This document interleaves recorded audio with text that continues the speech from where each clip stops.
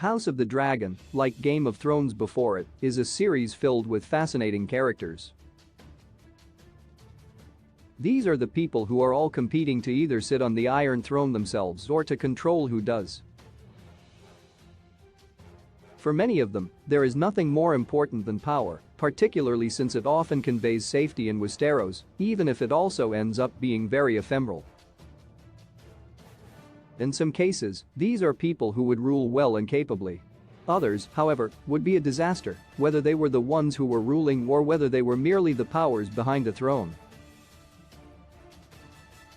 10 Larry's Strong is a cunning manipulator, someone who is quite skilled at controlling the levers of power. While he may not be likely to sit on the Iron Throne himself, he could almost certainly control someone who does.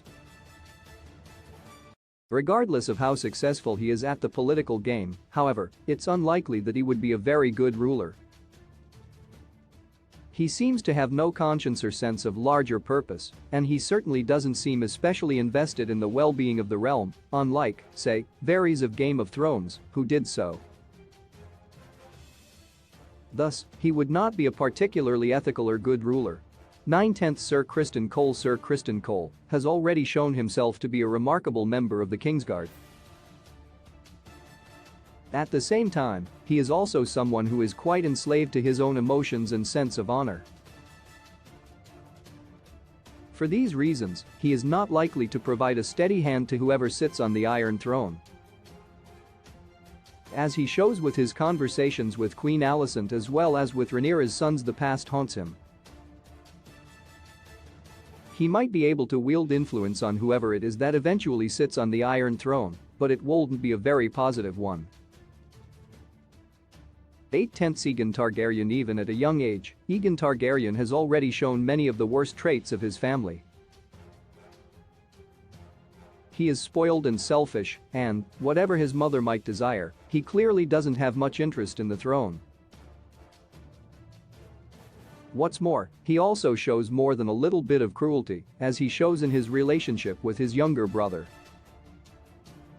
Thus, even if he were able to finally sit on the Iron Throne, it's fairly clear that he would go down in history as one of the more tyrannical and less effective members of House Targaryen. 7/10 Daemon Targaryen. Part of what marks Daemon Targaryen one of Matt Smith's best roles is his ability to convey the prince's positive and negative qualities. While he is someone who is staunchly loyal to his family, it has to be said that Daemon would not make a very good ruler for the Seven Kingdoms. He is far too prone to pursuing his own desires, regardless of the well-being of the realm at large. If he were to become king, he would no doubt grow quickly bored with the actual mechanics of ruling, as he showed in his early abandonment of the Stepstones.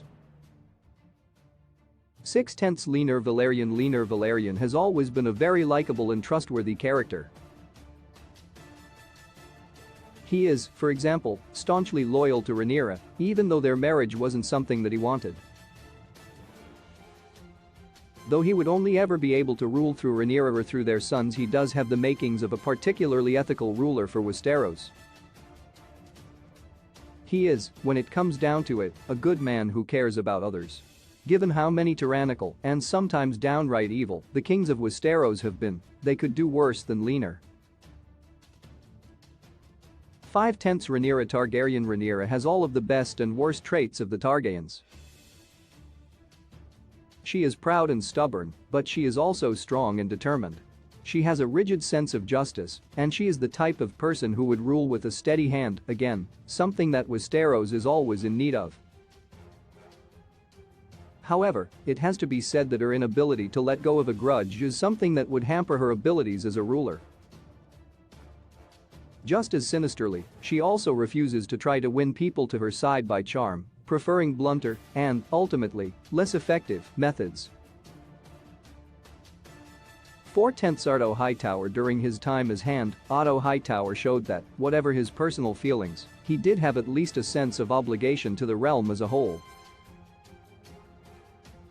However, he also has a fair amount of dynastic ambition, as he shows in his conversation with Alicent. Taken together, however, it's clear that he would make at least a decent ruler of the Seven Kingdoms.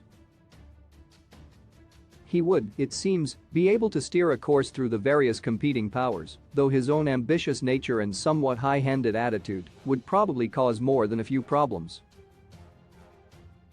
3/10 Alicent Hightower. Alicent Hightower is very much her father's daughter. As one of the series' smartest characters, she has a shrewd mind, and she knows the brutal realities of politics. This is precisely what would make her a fairly strong ruler for Westeros. In particular, she has already shown that, unlike Rhaenyra, she recognizes the value of a charm offensive.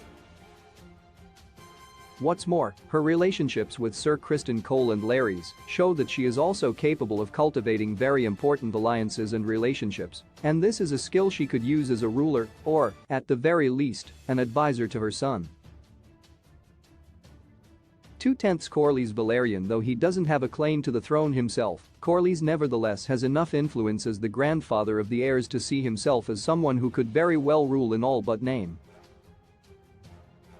Throughout the first season, he has shown himself to be a man of principle, though he's also not afraid of demonstrating his ambition. His adventurous spirit could very well be just what the realm needs. He could, if he was the power behind the throne of one of his grandsons, lead the realm into a new golden age of greatness.